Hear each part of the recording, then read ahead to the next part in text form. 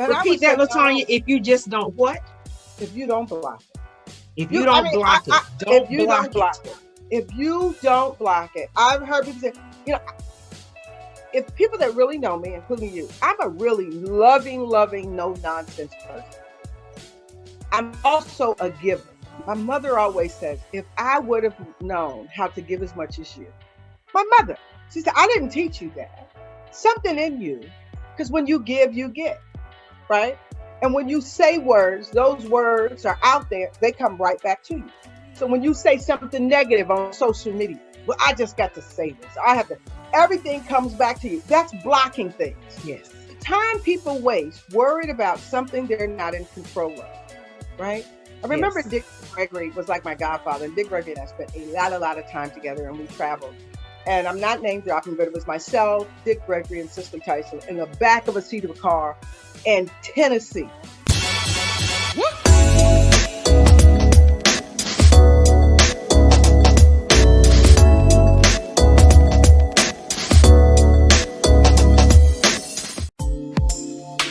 Welcome to Black Women's World Podcast, the BWWP, where we get VIP access into the lives of Black women, or as we like to call us here, our Sister Nistas. We get to hear from some of our favorite Sister Nistas as they share their worlds with us and create connections, exchange realities, ideas, and baby, we get to recognize and celebrate how powerful we really are. Our sisterhood here is real, filled with peace, wisdom, hope, love, light, and laughter. You know, the kind you can feel, the kind of encouragement that confirms we can do anything because we have, and the kind of inspiration that proves we can be even greater. This is our world, where if you ain't a Black woman, you may want to be one, or definitely get to know one. It's a Black women's world, and we welcome our Sister Nista lovers too. Welcome to our queendom. I'm your self-discovery companion, your professional peacemaker, and I'm your host, TracyMac. Come on in and relax and sit with me for just a little while. Peace.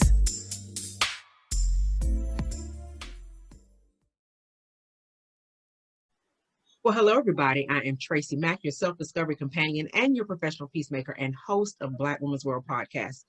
Today, I have with me a lady that I'm telling you, by the end of the podcast, you are going to understand even the more why I love who she is, what she does, and how well she does it. LaTanya Jr.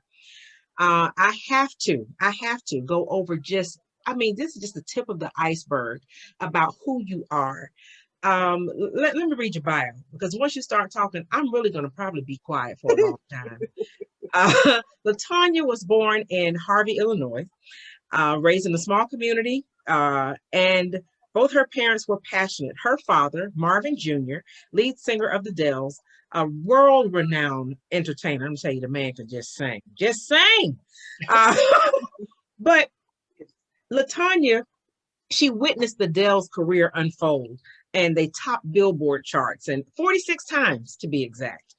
And they worked with artists like Ray Charles and Quincy Jones and Jackie Wilson and Gladys Knight and Mick Jagger, Anita Baker, James Brown, B.B. King, and the list goes on and on and on. But LaTanya got to witness that. But even in the evolution of all of that, at the age of 7, she made her first public speaking appearance at 7.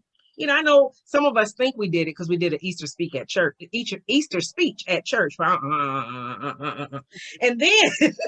then at the age of 14, she started working on promotional and marketing campaigns for her family business and Rose House of Charm at the age of 14. Baby. She is leading award-winning cross-cultural marketing and communications authority with a 20-year track record. And it really goes beyond that. I don't know why she cut herself short with this, but it goes beyond that. Everything from planning and development, implementing marketing programs, brand management, corporate sponsorship, and it goes on and on. And I hope that you understand the caliber of woman who is before you. I want her to talk. But before she does, listen, some of the people, some of the things she's worked with, some of the awards, the prestigious David Ogilvy Team Award.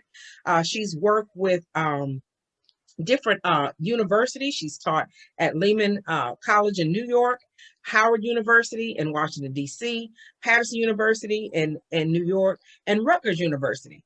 And she has worked with Stedman Graham's organization, Cato Johnson. LaTanya, you have done so much. But Too many times. today, I have to let the people know the caliber of who we have before us so that when I lean in, they will lean into to the level of wisdom.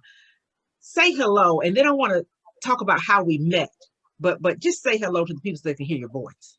Hello. Hi there. I just want to say to you, TracyMac, thank you for inviting me. I am tickled and proud, and I think this is a wonderful platform for women around the world.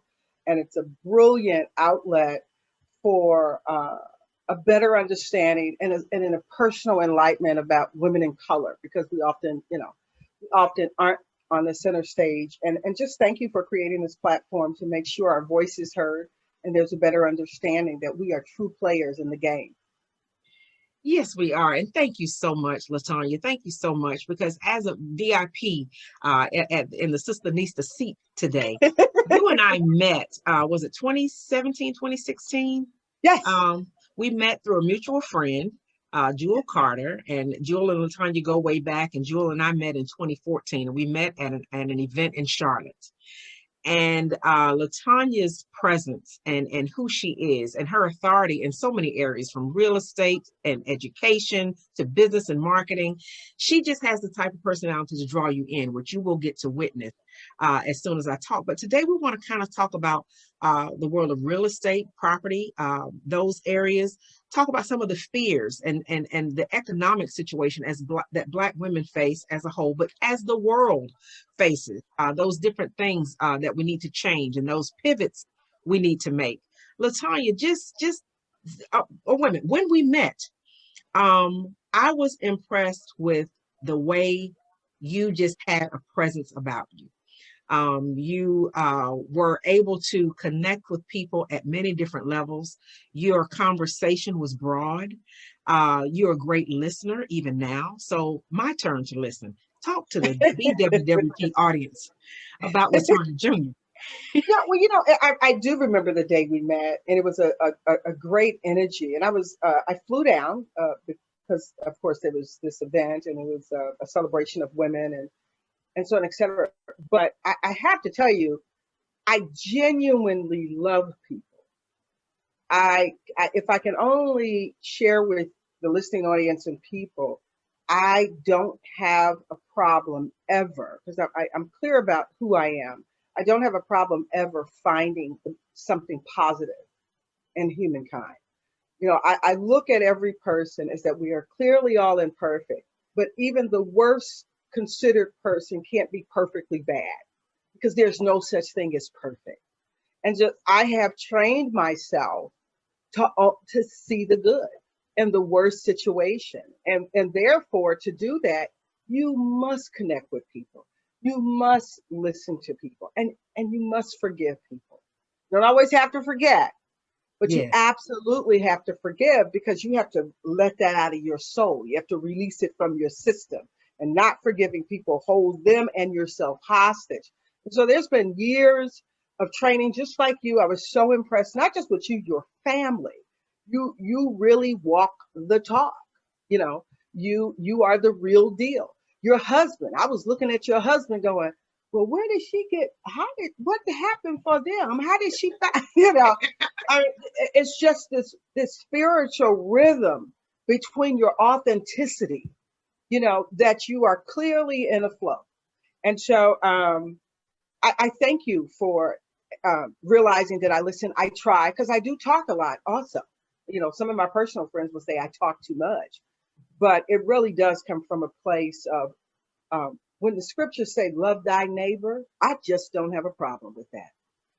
I just don't have a problem with that. I love when you just said no one is perfectly bad. I love that. None of us are perfect, but all of us have something good. And when you see the good, because you're the real deal too, you're not just talking this to the audience right now. You walk your talk too. And I see gratitude as my bedrock. But I see that a lot of times I will see you in different arenas and even on social media, you will always say things like, I love that. Or I that brings me joy, or that made me smile. And I think sometimes, especially in this racial reckoning that we're in America right now, some people are afraid to express joy and gratitude and sentiments of kindness because it may make them appear weak. And we just mentioned vulnerability. Vulnerability is a strength. And it wasn't until you said the other S word that it just enlightened. Vulnerability is a strength, but you just told me something that I would love for you to share with the audience about vulnerability. Vulnerability is a strategy. While it is a strength and a sense of being and knowing, let me start by this. Vulnerability has to sit on something. Now, what we often forget, because life gives us a full plate of things to deal with, is that our DNA is just not a reckoning with the connection of the molecule in the blood. Our DNA also is the essence of the brand of who we are. It's called, if you just Google it or go to the Wikipedia and you look up brand DNA, it says the DNA is your brand personality, your brand behavior, right? Your Yes. brand voice. And all of this is a part of the essence of who you are. And it sits though. That vulnerability, all of this sits together. It doesn't work in harmony unless you're aware of those things. So I don't have a problem with vulnerability at all, because it allows me to share the essence of my brand personality, the essence of my brand behavior. I can now show you my true self being, and it's authentic, which means I don't have to ever worry about being jealous. So why Exactly. am I jealous? Yes. This is God's blueprint for me. Yeah. I'm never going to be. It just doesn't flow within me because it would contradict my balance. And so, not to go all over the place. So, vulnerability, when you wake up and say, I got to open up this being and show you who I am, that is also a strategy. So, here's an example. Let's say I'm going to go and I'm going to buy a house and I save just enough, but I am trying to get in that home. And I hear so many people say, oh, I got to go and deal with this credit. Oh, I got to go get my credit clean. Da, da, da, da. And so I said, call the credit card company, tell them the truth. No, they hear it all the time. No, that's not your business what they hear. You're supposed to show up and tell your story, get vulnerable, and tell the truth. And then you'll say to them, well, let me just tell you, I don't want to be a broken record. I don't know anyone else's story, but I can only tell you mine.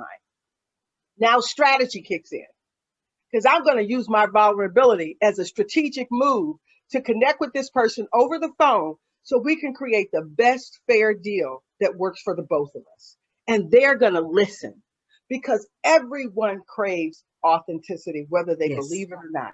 Yes. So, that's why they say if a criminal comes and they get ready to shoot you, they say, tell him your name. Excuse me, sir, my name is LaTanya and I have children and my mother loved me. And a wicked person will say, wait a minute. Don't tell my name. Don't tell me your name. I don't want to know. I don't want to know. Oh, no. And so we do this all the time. It's there for us. And so it's really important to know vulnerability is a powerful thing. And but it's also a strategy. And when used as a strategy, it reduces fear. Yes. When vulnerability is used as a strategy, it reduces fear and this unknown confidence come up. This unknown self-empowerment come up. This unknown sense of being and presence come in. Then you get this letter that says, I got a pre-qualification. And now you don't know how to act. Yes. Now you like, wait a minute. Yes, right? yes. That vulnerability. Oh my God. You just said so much. We could hang on that for a few weeks, because it is amazing when you allow yourself to be seen, when you allow yourself to be authentic. There is no competition, because if I see something in you that I like, then I can appreciate it in you, because it connects me to you. I don't have to be you. I don't have to want what you have. And that to me is what self-discovery is all about. When I know who I am, my weaknesses, or my vulnerabilities, and my strengths, then there is no competition because no one is me. No one can do, they can do what I do. They can do what you do. They can do it kind of how you do it, but they can't be you doing it. So that to me Absolutely. eliminates this whole cattiness about being competitive. And I know people say that there, there's healthy competition. I just I don't see it. I have to see it as complementive. It's complementive any way I look at it. Yeah, I agree completely, but it happens. It functions differently, and it exists in patches of our life, right? And so, I think you and I've discussed what we call the adoption process in business. It's really 5 levels. All humans, they sort of dump you into 5 cups. One's going to be a maven, a connect, and an early adopter, and then it goes down to laggers. Correct? Yes. And there's a different level of knowing, consciousness, confidential, and empowerment and fear at each level, right? And so the laggers, which are considered, and I never liked the word laggers, and I've challenged that in business and changed it when I was at Ogilvy and Mathers. I wouldn't use it a part of my communications because I always said, you talk about laggers, but they created, rap, right? They were able to create something that influenced the early adopters and connectors and so on, et cetera. But that doesn't happen every day, but it happened. But that being said and done, I've taught over 600 courses and I've written courses. And what I have come to learn is that I find that people that are making less than 200,000 now, don't send us a lot of emails. Not everyone, yes. But I've been in enough classrooms where I find people not even wanting to tell me what their business is about because they're afraid someone in the room is going to steal it, right? And I've come to track and know businesses that's making a certain income have those challenges. It's also what's holding them back because I can crunch numbers, baby. And when I crunch numbers, it will absolutely share. We have more than enough business for everyone. Yes. That you don't have to worry about someone stealing your idea at this grassroots level. And so that being said and done, then I noticed that they behave differently in that $500,000 range. They're not afraid of anyone stealing their business. There's other issues, social, emotional, and connecting issues. And then it goes up when we get to that level where women are in between 1 to 5 million. They're always trying to figure out how do we reach back in the community and how we get people that's going to be authentic and real that we can connect to and leverage our partnerships. And we try to grow as many people in the community. But there's this constant disconnect because that those entrepreneurs making less than 250,000 a year, they don't know what those entrepreneurs are thinking that's making 1 million. You know why? They don't show up to the same conference. They're not. They don't have the same conversations. They don't have the resources to get into the conference. How about that? Because I've spoken at those conferences where it's $4,000 or $5,000 to get in for 2 hours, right? Well, a business making $50,000 a year, they can't get into that. They have to wait till I go to the SBA and do a guest speaking engagement to get a fraction of the information. So the networking and network is disconnected. Yes. It's like me knocking on an Oprah Winfrey conference and saying, "Y'all let me in."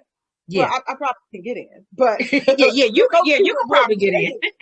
Yeah, I can probably, but most people wouldn't be able to. And I think that's a part of the cattiness is that our social groups aren't engaging and mentoring enough to let them know on the other side of where you are, up a few steps, up further along, the people you're traveling with, they're going to change and adjust. You're going to pivot, but you got to pivot at the right time because people like to say pivot. That's the pivot. And then you have to know how fast to come out of that pivot and when to pivot again. Correct. And you've got to know what you're pivoting into, what you don't know about what you're pivoting into, and be willing to be teachable and coachable to learn from those who are a few steps ahead of you in the shift and in your pivot. Because I find that a lot of times, whether it be in the real estate market, finances, even in self-help, a lot of people don't want you to think they don't know. And that exists in a certain income bracket, because I know that the higher end people or the more financial wealth to a great degree that people have, the more they remain teachable, the more they realize they don't know everything, the more they understand the sense of community and collaboration. Do you agree with that, LaTanya? I not only, yeah, I not only agree with that, but that's when fear kicks. That's, you know, it's this place of fear that's in that space. They don't know what they don't know. And I always say, but what will you lose knowing, right? What will you lose if you know? Because you already don't know. Would it be vulnerability? What would you lose if you ask? or ask. Because sometimes people, believe it or not, I really believe that if people just get quiet, you'll realize everything you need is constantly being told to you. You don't have to ask as much if you listen. You can feel it. You can feel a shift, just like you can feel the weather change and say, "Oh, I got to chill. Oh, let me grab my sweater before I leave the house." Right? Yeah. And then you realize the weather's going to change dramatically in 2 or 3 hours without ever watching the weather report. We are we are made in such a way. It is a true divine miracle of blessing. And you have to understand, we really are equipped with everything if you just don't block it. Now, people may say that may be easier for you to say, time. And I would Repeat say, that, LaTanya. no, If you just don't what? if you don't block it. If you You, I don't mean, block it, if don't you block don't it. block it, if you don't block it, I've heard people say, you know, if people that really know me, including you, I'm a really loving, no nonsense person. I'm also a giver. My mother always says, if I would have known how to give as much as you, my mother, she said, I didn't teach you that. Something in you, because when you give, you get, right? And when you say words, those words are out there, they come right back to you. So when you say something negative on social media, well, I just got to say this. I have to, everything comes back to you. That's blocking things. Yes. The time people waste worried about something they're not in control of, right? I remember Yes. Dick Gregory was like my godfather, and Dick Gregory and I spent a lot of time together, and we traveled. And I'm not name dropping, but it was myself, Dick Gregory, and Cicely Tyson in the back of a seat of a car in Tennessee. Okay, and I was thinking to myself, why am I in this car? And so Dick Gregory and Cicely Tyson was talking, and it was about 7 o'clock in the morning, and I was keeping my mouth shut so I can learn and absorb anything. And Dick Gregory pat me on my arm, and he said, "Listen, you can't worry about what happened yesterday because you can't change it. You cannot worry about what's going to happen tomorrow because it is not promised to you. You must live right now in this moment. Treat yourself like an addict, one day at a time, one small step at a time." And so when the negativity go out, when the fear, when you won't step into the vulnerability, what you're doing is blocking the knowing that gets you to the next level. Yes. You're blocking it. Yes. And it is And then some people will blame other people, and it's you. Because something you said just a few minutes ago, the art of listening. Listening is an art to those who need to learn the lesson. But the power of being able to, number one, listen to yourself. That, we can be trained how to, active listening or whatever, but when we listen and respect ourselves, that's where it begins. And being sensitive to not only listen, but being sensitive enough to do what you say. You can get a Yeah, well, self-help 1, 2, 3 ABC from anybody, but if you don't do what you say, you begin to if you don't disrespect do what what you anyone say, else says. yeah, you have to be a word is bond person. I keep my word with myself. I do have a right to change my mind, but I have to give a rationale for it. I just can't do it because I can do what I want to do. I have to give myself boundaries. Yes. I have friends that are not in my social group, but I love them dearly. I make sure I give them special time. I have to pull back because I start to defuse, but I still confront it. I try to really organize my space because that's still a space of learning. As a matter of fact, it reminds me what I don't want to be, what I don't want to do. But if you take that in regards to how it reduces your productivity, it changes everything. So let me give you some numbers. I was just reading, and I read all the time, so I throw a lot of numbers around. I was just reading that no one outpaced a business of color, a person of African American descent, in small business development. Business. I need you to say that again because that's so No one of powerful. all people of color, African Americans outpace everyone. What's really slick, less than 25% have a bachelor's degree, maybe 30% have a master's. But basically, you're dealing at most people of the successful business don't have any degree. This is heavy, right? 42% of African American businesses in 2021 is in the happy space. 50% to 53% started the business out of their own pocket. My brother, will you give me $1,500? Will you give me $200? And so on, etc. We are at a phenomenal moment in history. But explain to me why Black home ownership has decreased in the last 3 years. Now, but if people would have listened, Barack Obama set up programs that changed the American real estate landscape. They came in with forgiveness loans if you buy a house in a certain area. They came in with tax breaks if you buy. They came in with, we'll put down a deposit or pay the closings. Some cities actually make the seller pay for the buyer's closing or a part of it. Literally being able to get in a home in America with $3,000 to $5,000 to $6,000, $10,000. And you say to yourself, if we are growing in so many areas, why aren't we taking an area that really creates wealth and control? And that is owning your own home. When you own that house, if you break your leg and can't pay that mortgage, you're most likely able to pick up the phone and work out a deal with your mortgage company to put those late payments on the end, but you still have a house. Right? If you find out you lose your job and there's a problem, then move out and rent your house and then bring in some low income and keep your house. I know someone that walked away from a $2 million house because they lost a big contract and they rented that $2 million house out in California and came back 10 years later and they have a wonderful life. And then they had equity to build another business. There's so many things you can do. Why real estate is my primary focus right now, because when I got that aha moment, that if we can stabilize you in the community, then we can organize mental health. Then we can put our hands around homeowners that have an investment in the local schools and focus and make sure that our schools are doing what they're supposed to do. So LaTanya, you mentioned the happy space, the not having to have a formal education in these Black businesses, but yet the decrease in the past 3 years. What do you think that is, or the cause behind the decrease? There are several things. It depends on the generation. There's this new generation called YOLO, I think it's called. It's basically living in the moment, living your best life in the moment or something like that. But it's interesting enough, you only live once, YOLO. You only live once. Yes. But here's what's interesting. Non-students of color are coming out of colleges, and Latino and everybody else coming out, and they're getting homes directly out of college. There are benefits to that. As long, you're coming out, you got your job, you can actually come right out of college. And a lot of people are, and it's under 35, is kicking butt in home ownership.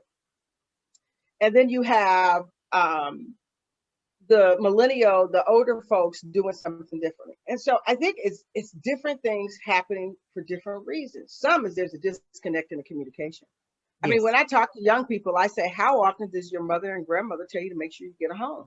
And not just get a home, the benefits of it, the tax breaks. Now I got a place I can build a business out of my garage. Nobody can stop me. I can create my own little micro manufacturing company and t-shirt company right in my garage. I don't have to go rent.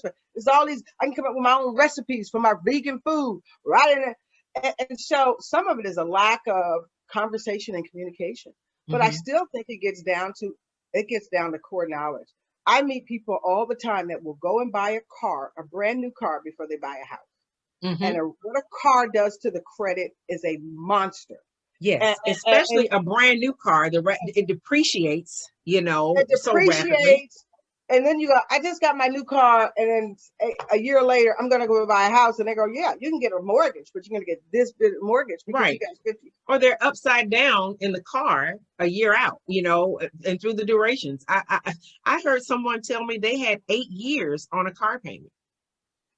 Yeah, I've heard some really crazy stories, but I hear more than ever. I talk to people in my generation and a little older, and they say, you're so busy dealing with your child, dealing with racism and just trying to get them in college. We forgot to talk about the house.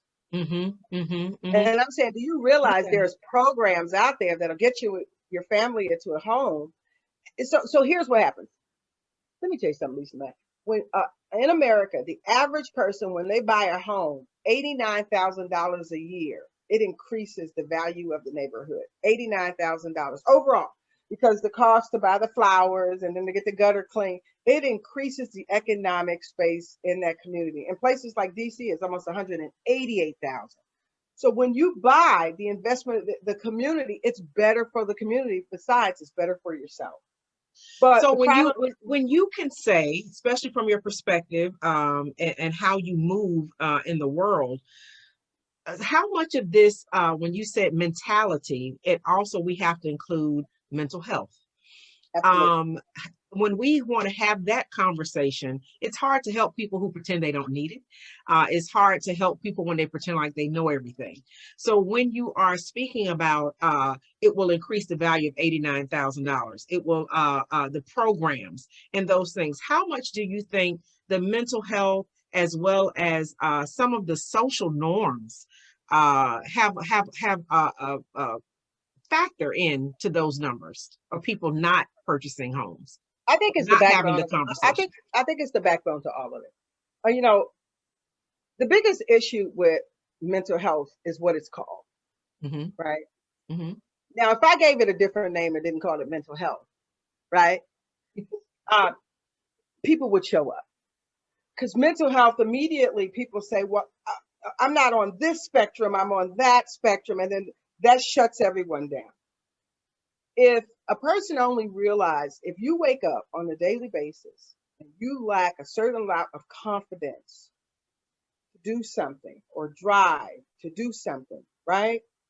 Um, and you are still blurry about what you want and how you want it, there is a problem. There, if that's how you are waking up. The problem is that when you call it mental health, people think bipolar and they take off running.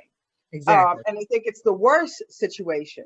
Because And so, then people confuse mental health with mental illness.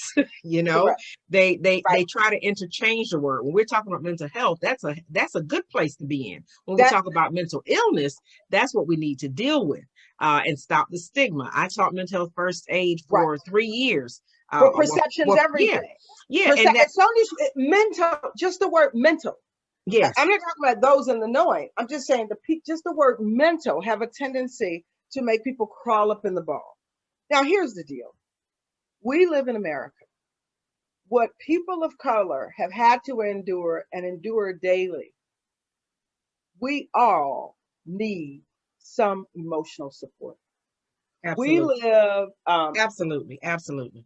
and so does the people that have implemented Yes, this you are so right. behavior, Listen, I have right? traveled all around teaching mental health first aid for years, and it recently just went all online. I missed the travel part of it, but I had to come at it with my black self from two different perspectives. When I was teaching a black audience or majority black audience, I would have to say we all need just what you said, based on the trauma that has Mhm. come down through generations, that is even in our DNA to some degree. We all need this. And then to those other groups of people, mainly Caucasian and rural areas, I would say things like, because of things that you may believe or things your ancestors may have done or beliefs that you feel that other people are inferior or you are entitled, there is some mental illness embedded in the sense of entitlement. So we all need We some all type of mental listen. health support. When you look at the Fortune 500 companies, I think there's three people of African American descent that are African Americans that actually are chairman of a corporation in the United States Mhm, today. mhm, Three. mhm. That means all of these corporations that's sitting there, and if you were looking their C-suite, that means they're vice president partnership. That's the space Right. I've always worked in. There's normally none or maybe one. The fact that you can get up to work every day and that you develop products and services that impact a $3 trillion industry that are mostly purchased by people of color, and you can't hire people of color to help you actually even create. We already know the science that when you diversify a corporate cabinet or a corporate C-suite, We all rise to the occasion. Yes. The products are better. The products are more diversified. They're the right products, and so on, etc. And I so agree. it happens at the richest level, trickled all the way down. And I love my white folks. And all the white folks that have sat at the table and watched television and say, hey, there's another cop that killed a Black kid. That's really a shame. What can I do? It is not a Black problem. Exactly. It is, right. And so what can you do? You can get involved. When the little kids are sent home because they have dreadlocks in their hair, you can show up to the teacher and parent-student meetings and say, that hair is a part of their culture and a celebration of their belief. Therefore, we're not here about hair. Or their hair is just the way it grows out of their head. Because I know the locks, because I have micro locks. I know locks is when hair has been manipulated to lock up. Right. But with an afro, kids that have been sent home with an afro, that's just the way it grows out of their hair. We cannot help that our hair defies gravity and our skin absorbs the sun. That is magical to me.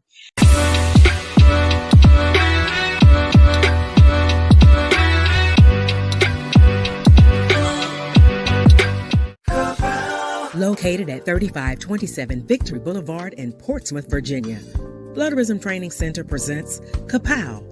Our classes are not only to empower women, but to also educate anyone with a desire to learn. We offer self-defense, crime prevention, concealed to carry certification, and much more. Kapow, knowledge of life protects women. Build your confidence with us today. Visit www.kapowva.com.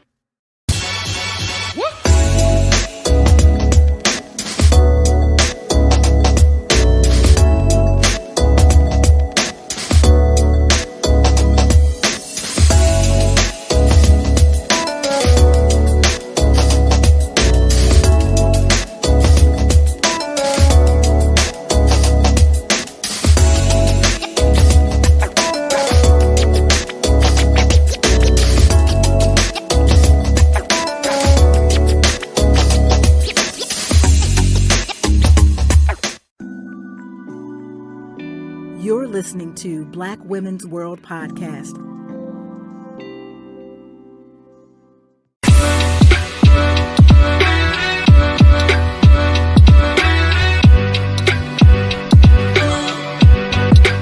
You know? Absolutely. No, So absolutely. yeah, what some other things our Sister Nista lovers who may not look like us can do? Because I agree with you, this is not our problem. We're the most It is affected. not a problem. I was talking to my therapist. I have all sorts of trainers, girl. I got trainers to get the boobs down. I got trainers. I got so many trainers. I love it, you know. But here's the deal. One thing is that and I had said this to her, can you imagine if every white person take on something that's dear to them and go in their community and check and see, is it playing as a role of privilege, and that's ousting people out versus inviting people in, right?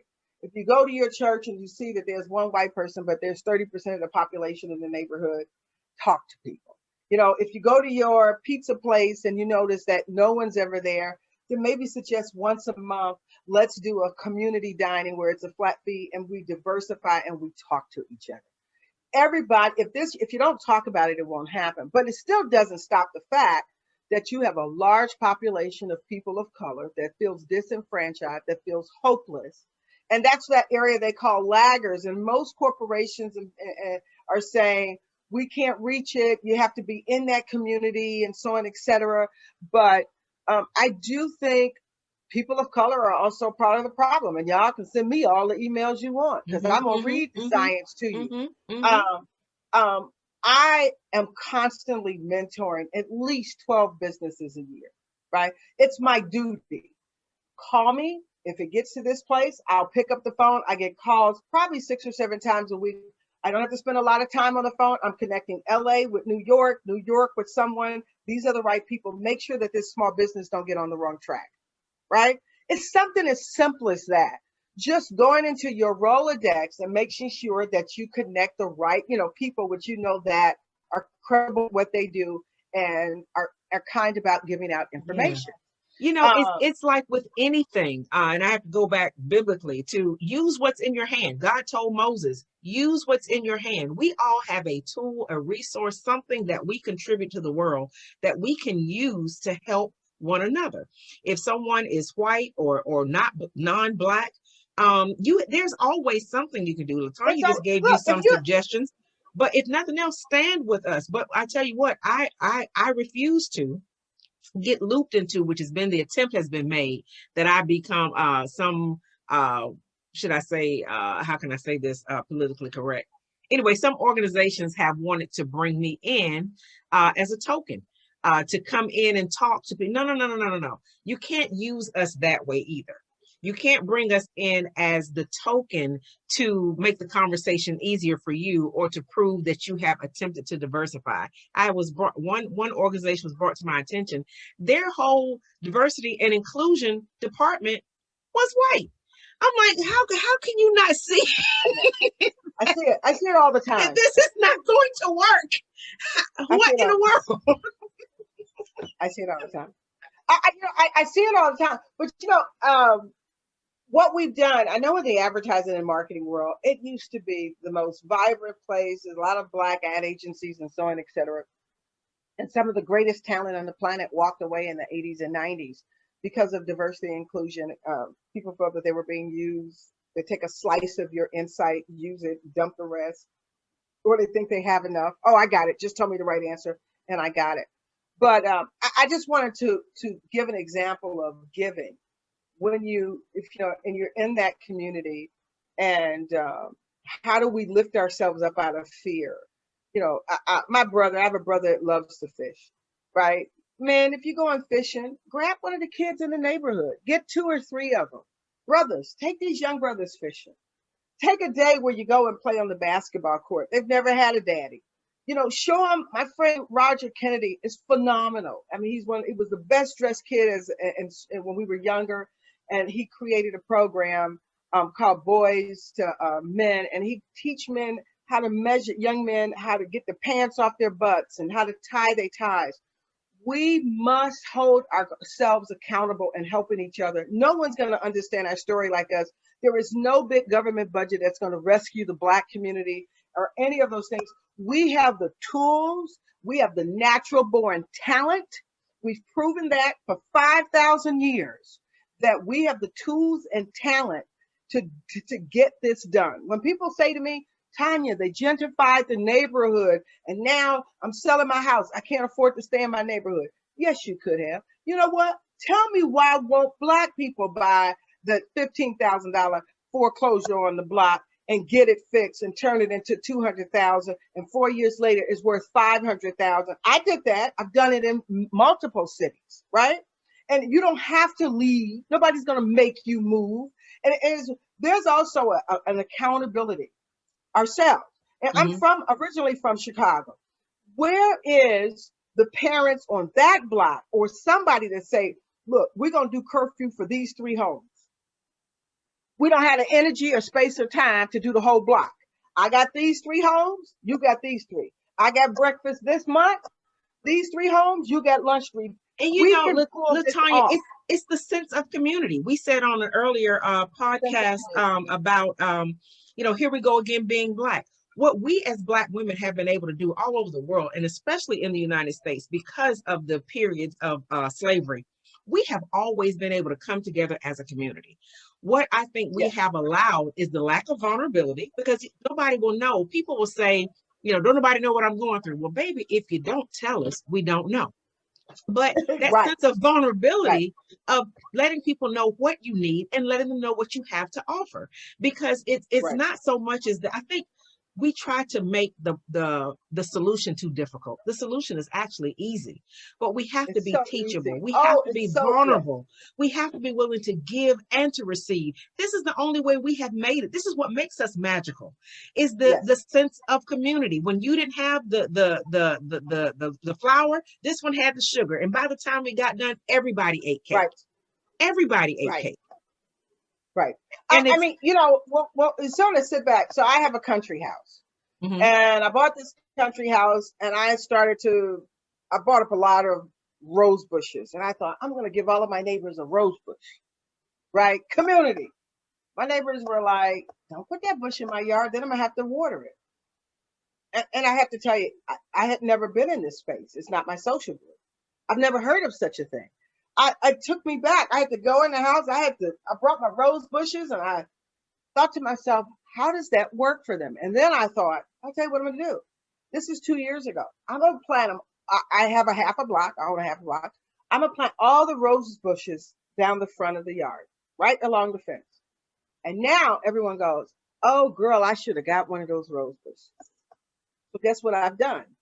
I've dug them up, right? They're about 2 feet higher now. I said, you still can have one. And I dug it up, and some people said, do you mind if I have 2? I said, I don't mind if you have 2. And so the approach, sometimes you have to come up, people they're even afraid to accept kindness. We have a lot of hard work to do, but here's the most beautiful part.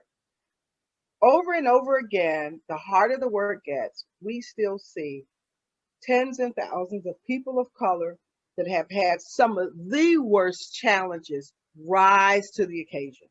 Tyler Perry sleeping in a car, a billionaire, right? Influencing the entire movie industry, impacting it globally, correct? You know, we see these stories over and over, and that's why they tell them. You know, Oprah, people, I didn't get this. When she started, being a full-figure brown woman with an afro was not the place to be, wasn't the thing to do, from Mississippi. And people said, why is she telling her business? She's been raped. And when she didn't graduate college. It is the most phenomenal story that we can hold on to. And when I go on Facebook and I hear people say, I don't like it, da, da, da, da, da, I hear all the fear, all the negativity. Well, she wasn't my cup of tea. Well, why? You know, and so we know we have work to do, but I am still, even though we still have a lot of work to do, there is enough people of color that are doing outstanding things today that if we took a responsibility to mentor 1 or 2 people, whether it's a business, whether it's just a family, whether you go like me, I went to the projects of Jersey City in a Jaguar. Did you hear me? Shout out to my Jersey City people. And I actually taught a workshop. And some of the women had a job interview and they were about my size. I went home and got them some suits. Now, I'm not bragging, and no one's ever known that story. And one of those women, I had whipped her with a shoe for stealing a child's bike. Yes, I can go there.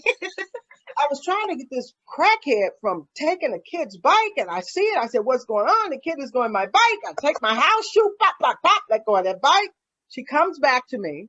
She's 40 pounds larger 2 years later, and she says to me, do you remember me? I said, no. She said, you whooped me with a house shoe, and now I'm working in the Board of Education as a teacher's assistant. I'm no longer on crack, and I'm in a program. I beg for people. I don't care. They're going to make mistakes. We all make mistakes. It's how you learn. I don't want to do anything without making a mistake. I've cheated the system, and I'm more concerned about the things that now I'm not equipped. Not succeeding and pivoting is giving you the tools you need and the brain power and the essence. Everything is growing, and that's those moments you're looking for. Yes. You know, we have more than enough people to put their hands on 1 or 2 people, or 1 or 2 people, you know, 1 or 2 persons, or one person, whatever, right? Because my brain is moving quicker than my tongue. And impact. I think about all the people I saw marching. If all of those people helped 1 person, yes, right? If all of those persons went back home and not just say we got to march again, they continue to and say, I'm going to reach out and have 1 person. Yes, I got this 1 kid. I don't think we realize the power of one touch, 1 time, 1 trip, 1 opportunity. I have always, I did not have mentors like I thought I may have needed them in life. And so I wanted to become what I needed. So the ability to not only mentor people younger than me, but to mentor people where I know where I used to be. And it goes back to the willingness to receive help. And I know a lot of times people aren't trusting, but you've got to get to the point where you are so sick and tired of whatever stage you are in that you choose to trust. Yes. Because everything you're going to get a learning experience, from every, from anything that you go through. But I think it still goes back to that vulnerability, letting people know what you don't have, letting people know and then not being competitive. This whole separatism to me is a spirit sparked by social media. This whole thing where, I'm gonna be over here with mine, or I'm gonna cut them off, and this whole cancel culture situation. I think it goes back to the sense of community. You said it earlier, forgiving people, letting it go. And I know that, don't be no fool now. Don't get burned twice. But Right. at the same time, and that's Right. goes back to listening. When you Right. listen to the God in you or your spiritual being, if you take time, a lot of people can't listen. Do you agree, LaTanya? Because they don't take time to listen. I was sharing with Jada the other day, and we were talking about prayer. And I said, Jada, one thing people don't realize or don't choose to understand is prayer is a two-way. However you pray, whenever you pray, you let your request be made known, but then you need to sit there and listen for directions, because prayer Right. isn't about standing still. There's a moment of stillness, but prayer is about listening to get instructions for what to do about what you just prayed But, for. people don't hear the instructions because they're talking too much. Yeah. I said to someone the other day, I said, your answer is not going to show up loud. She said, I prayed to God, and I said, God, tell me if I should buy this house. I said, did you put God on a timetable? How long did he have to get back to you? Well, I told the homeowner I was going to get back to them by Friday. I said, so you went into prayer and said, God, let me know by Friday if I should buy the house. How does that work for you? I said, actually, you're thinking out of a space of scarcity. Because the fact is, maybe this ain't your house. Maybe another house is. But you have to listen. And I have to tell you, I really believe that God's voice is so quiet. It's almost like a whisper. Mm-hmm. It feels like something says, don't forget to pay that bill today. Yes. Right? You said to yourself, oh man, I thought about it. And then all of a sudden you get home and the cable's off. And you say, I thought about it. Yeah. And I agree. I believe God's voice is still and small, but the more we train our spiritual ear and enhance our spiritual intelligence to listen to it, it gets louder because we pay attention to it faster. It may not be that the volume is louder, but our ear is more keen to go with that direction, because God ain't going to talk through a bunch of noise. There's a lot of noise going on now. It's a lot of voices in the world, including this one on a podcast. Yeah. But when you are in tune to listen to the God of you yourself, and even if we use the example you just gave so wonderfully about the person saying, is it meant for me to buy this house? There could have been some listening skills before getting to this point of indecision. Right. What got you to this point of indecision? What could you have prevented, or what things or steps could you have taken that you didn't even get to this point of, is it this house or not? So I think there's some precursors to some of these things we want to throw on and levy on God, or throw on the state of the Black community, or throw on the state of the world, when if we just listen. I'm not saying we're going to solve white folks' problems that call these white folks issues, but there is a level of solution that is in our DNA. And if we just take time to listen and then be open to instruction and teaching and being coached and being vulnerable, girl, you got me so excited, because we know it, and this could, for someone listening, go, oh, I got to do all these things. But then you can, here's what I'm going to suggest. Just start at step one. I was with a young lady, and she was a cop, and she had gone through a lot of financial problems. And she said, why are you selling homes? I said, actually, I'm going to open my own brokerage company one day. So I have to be a realtor before I have a brokerage company. And she said, it sounds so easy for you. She said, well, what for you? But how do I get through this? And I said, hold my hand. She said, excuse me? Now, she a cop. She's a rough cop. Sorry. She was a tough lady. And I said, hold my hand. And she said, what? And she said, Miss Julia, I said, give me your hand. And I squeezed it. And I said, let's walk up and look at this condo. We're going to talk about it. We're going to, just have a moment. And we finished, and then she cried. And she said, no one's ever held my hand through something. And so my thoughts are, my dear people, grab someone, hold their hand. It's not always monetary or anything like that. And it's okay. Some people will call you too much during this moment of fear, and you say, let's take a deep breath and call me tomorrow. Yeah. We'll deal with this, I'm not, it's not overwhelming, but I guarantee you that the average person spends more time worried about what people have to say or responding back to a negative comment than they do if they just did something kind for someone. Yes. And I put my all on this. When you give, you get. It is a basic science. And you may think I'm always giving and no one ever gives me back. Maybe you weren't listening to accept what you were supposed to get. Yes, or maybe you don't recognize it because maybe, and Right. back to my conversation with my daughter again, I said, Jada, if you give somebody watermelon seeds, what do you expect back? You don't expect seed back. You want a watermelon. So sometimes we don't realize what we receive in the law of reciprocity because the watermelon, you don't, if I give you watermelon seed, you better not give me no watermelon seed back. Right. Sometimes what we receive is unrecognizable from what we sowed. So what we reap may not even look like it. Sometimes you may have sown something monetarily, but maybe it came back in the form of health or maybe someone's time, because I refuse to believe that I feel like when I give, I'm most like God. So I refuse to believe that I can give something and God not give back to me. I may not recognize it, but because it's a cycle, I want it to be seamless. I'm not looking to give and pause receive. I'm in giving mode so much that when I'm receiving, I don't even recognize which seed it is. Absolutely. I don't even know which one it is. Absolutely. So we're talking about, I totally agree. And it's such a feeling. I'm really addicted to it. It's my feel good. I really, and people, you won't hear me say, well, they made me. Oh, you ain't never getting that much power. Not from me. Oh, no, baby. Did you just pop your collar? I'm accountable. Did you just pop your collar? Did I see you pop? I jacked up. I messed up. I'm accountable, and I have the power to change it. I'm never going to give you that my power, right? So we're talking about getting through these thresholds of issues that empower us to take control of our lives, our community, which increases the capacity of our mental health, right? So now we're talking about it's okay to tell people really how you feel and not be worried about what they're going to do with it or how they're going to do it. Because let me tell you, people do it anyway without you telling them. And so, and you, of course, I'm saying that you just don't tell everyone. You start to create your own tribes.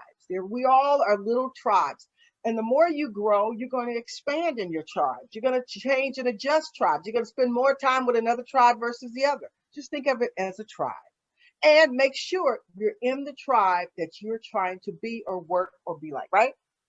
Don't stay in the mud when you're trying to get clean. Get into a tribe that you know you can grow in. So, because I know I've thought to myself, boy, if this was maybe my 25-year-old niece, she may be busting her head a little bit.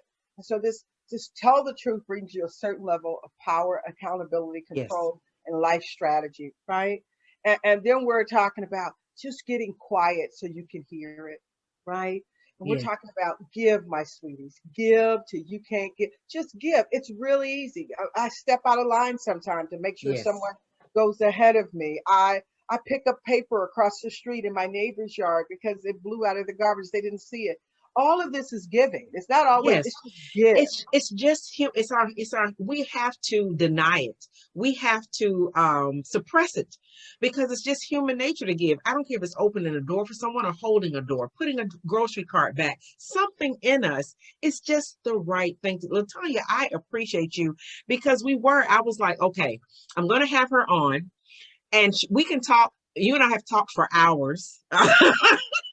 In the giving and receiving and conversation and the giving and receiving and coaching and the giving. And I am just so impressed with who you are. And you did not disappoint. And I knew you wouldn't because you came with the spirit of giving. When I asked you, and I was like, what can we talk about? But you still cover so many bases because we did cover the real estate. We did cover a lot. We cover so much. And I'm grateful for it. And I think this goes back to you being such a giver.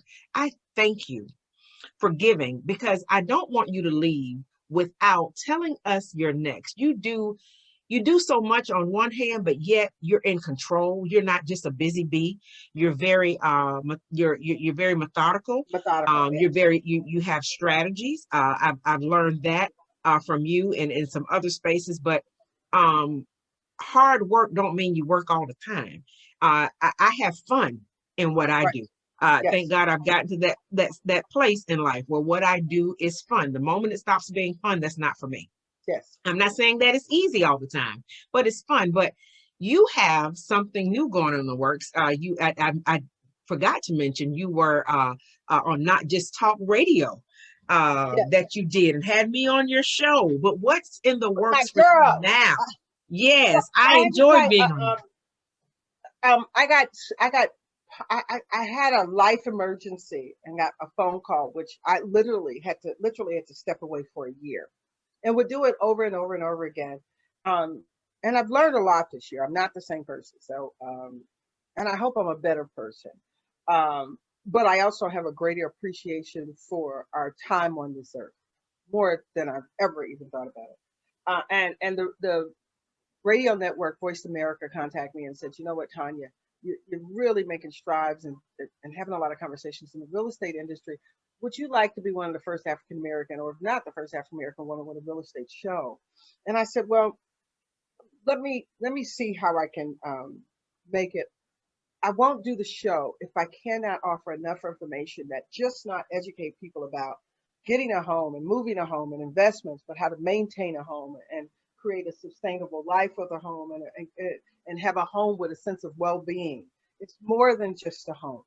Yeah. And if I can't design a strategy, a business model that will do that, I, you can get any realtor on the radio. Yeah. And they said, "Well, we love that." And the executive producers have now approved it. It launches next week. It's about how you're living, and Congratulations. it just covers a whole lot of spaces, including a segment on how to increase the capacity of your community. You know, you don't always have to pack up and leave and go to a community that's getting it right versus being a part of the current community and developing something that works for that community and making it better. And and I thought it was a time for that. And so I'm very, very excited about that. And as you know, that I bought a house that was supposed to be related to the slaves that built, that was a part of my family. That's 162, 50, 58 years old. And I've restored this wonderful jewel. And I have a couple of things in the fire to possibly try to buy some of these plantation homes that have some historic legacy to it and restore them and actually even give them to women, give them to families, and share them or use them for organizational retreats for women of color and things like that. So there's a lot of exciting things happening. I still mentor a couple of businesses, but I'm really trying to step away from that a little bit. And there's this writing some screen information for some life stories, and so it's an exciting time, but it's not a lot of work. I don't feel like it's work. I just think it's just a divine time to do what I can do, and I think it's needed. You know, Something you just said that resonates with me, because it's a place that I was in, is when you say step away from some things. Sometimes people don't want you to stop doing something because you're good at it. And I think especially women of a certain age, that we yes, have to get to a point where we do. I know Iyanla just talked about how she yes, didn't want to do the energy.